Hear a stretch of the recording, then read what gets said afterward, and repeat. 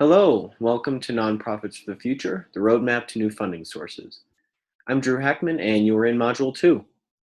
In this section, we will discuss what the value proposition canvas is and how completing it can help you better evaluate your organization and position yourselves for success.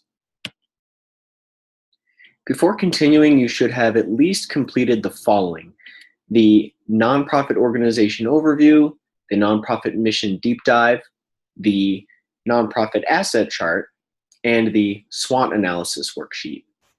Also, please download and print the Social Profit Business Canvas worksheet. So after you've listed your goals, done a mission dive, filled out your asset chart, and completed the SWOT analysis, the next place to look at is the value proposition canvas. And if you've never heard of a value proposition canvas, then you need not fret, because I'll cover a brief definition and then coach you through how to fill out the canvas. So this should look familiar if you've completed the Discovering Opportunities video that Alex led. A unique value proposition, also known as a unique selling proposition, is a clear statement that describes the benefit of your offer, how you solve your customers' needs, and what distinguishes you from the competition. The Social Profit Business Canvas is another definition that you'll need to know. This is a canvas, also called the Value Proposition Canvas, or sometimes a Social Business Model Canvas, provides a thorough vetting of an idea. It also helps you create, design, and implement a value proposition. And it matches value, which are gain creators or pain reducers, things that make things better for your customers or take away a pain that they're having, a pain point for your customers. So it matches that value to customer pains and gains to determine if there is a customer product fit. It also helps you stay mission focused. So before we dive into the look before you leap section here, one way to do this when you print out the value proposition canvas or the Social Profit Business Canvas, you can either put it on a projector in front of a whiteboard and write on the whiteboard. That way it's easy to erase. And then you can take a photo when you're all done, either put Post-it notes up there or do it with a dry erase marker. Or alternatively, you can use the worksheet I attached. You can print that out and write it on in there. So one thing you need to be careful of before you go too far down a rabbit hole is don't fall into the trap of being enamored by your idea over the actual pragmatism of that idea.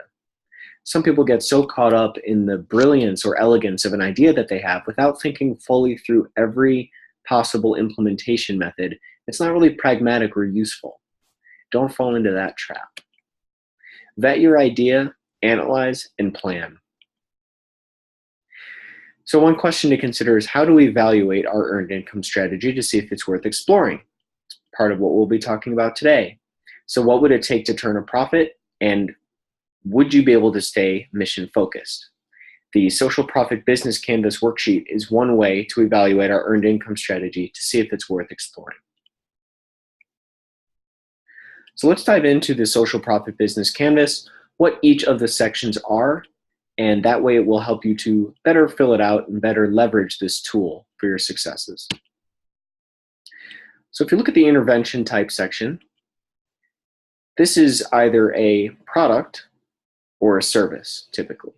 So these are maybe a workshop or experience or a physical item. So this can be either the intervention type that you have now, or what I would recommend is the potential earned income strategy that you're thinking of. What is the intervention type? Is it a product or a service? Examples of services could be a pickup or drop-off service, a chaperone service, and these often can fall in the pain reliever category.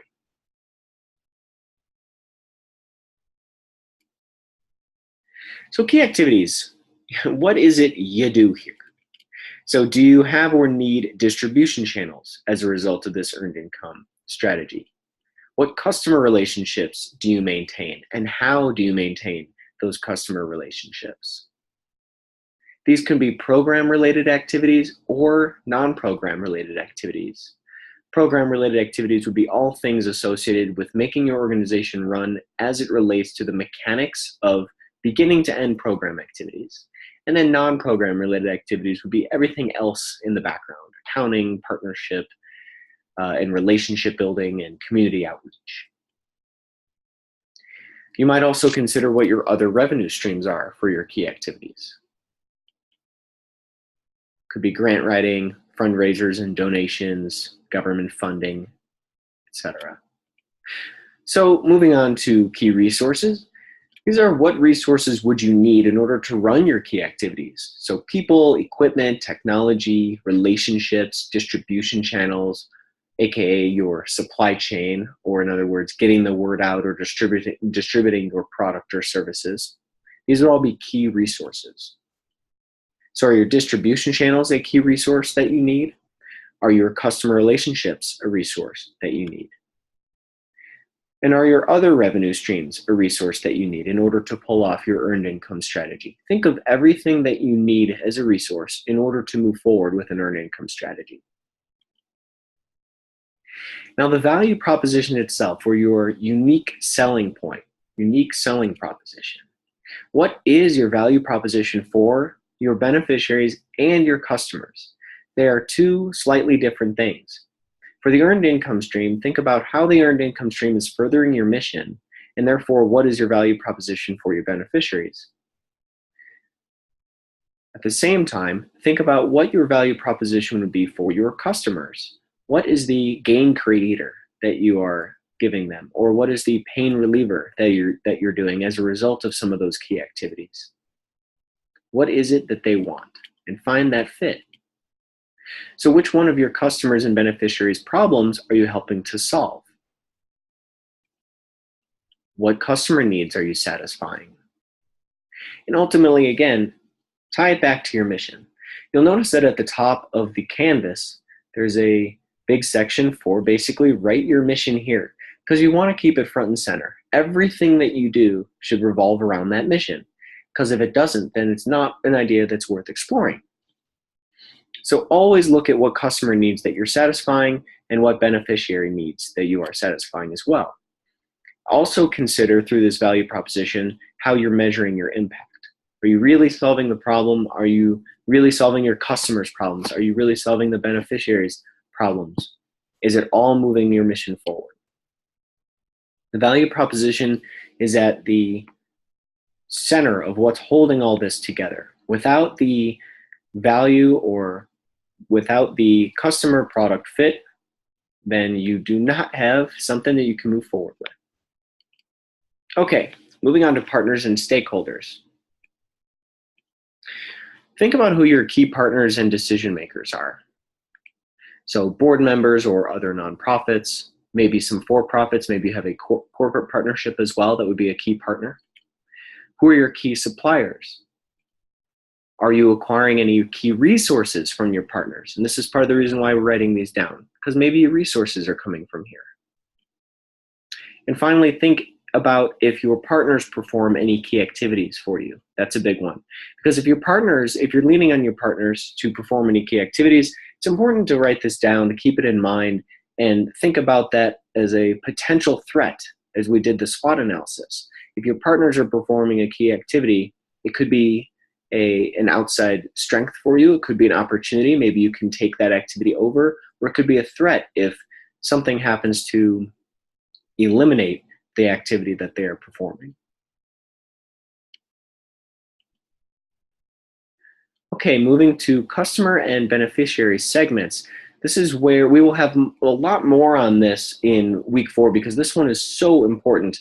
So Alex, when she does her deep dive into mission-driven marketing, a lot of what she'll talk about is crafting some of these segments and really getting a good idea of who your customers are and who your beneficiaries are.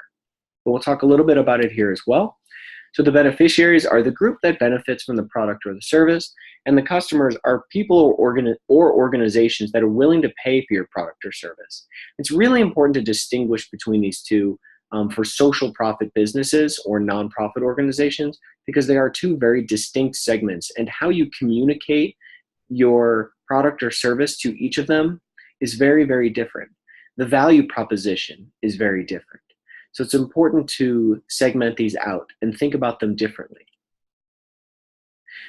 So think about who are your most important customers and beneficiaries. So again, it's kind of that target audience that you'd be putting down here instead of those that are on the fringe. Really important to stay focused on the most important ones. And so this is, again, something that Alex will talk more about in week 4, but what are the customer archetypes or personas? Do you know where they get coffee in the morning? Do you know what they like to watch on TV? Do they even watch TV? How do they consume their news? Where are their political affiliations? What things do they care about? What would be a selling point for them, for both the beneficiaries and the customers? So really important to outline all of this.